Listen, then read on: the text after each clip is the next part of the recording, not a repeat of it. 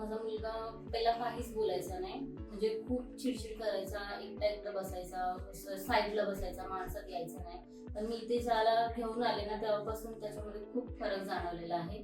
आणि तो स्वतःहून आता बोलायला बघतोय, पण त्याला पटकन होत नाही. मग आपण जेव्हा बोलू तेव्हा तो पटकन बोलायला रिपीट करतो आपल्याला. आणि जर त्याला कुठली गोष्ट पाहिजे असेल ना तर तो स्वतः घेऊन जातो, नाही तर मग तो स्वतः घेऊन येतो आणि त्याचं नाव पण सांगायला बघतो.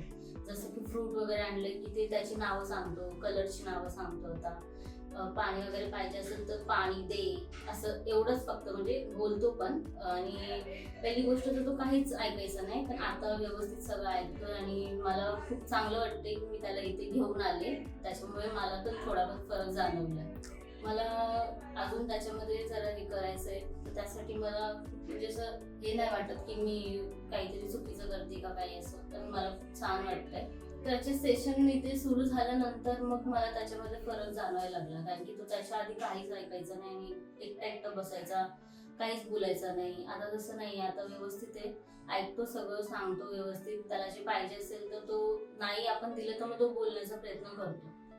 बॉल वगैरे असं मोठा असतो, त्याच्यावरती त्याला असं हे करून झोपवून असं, आणि ते थेरापिटीमध्ये ते असं काहीतरी छोटे छोटेसे हे घालून मग त्याच्या हातामध्ये द्यायचं, तसे एक्सरसाइज होण्यासाठी, हाताची मुवमेंट होण्यासाठी. तर ते सगळं मी करते घरी पण, आणि तो करतो पण घरी पण, जसं तो इथे करतो तसं.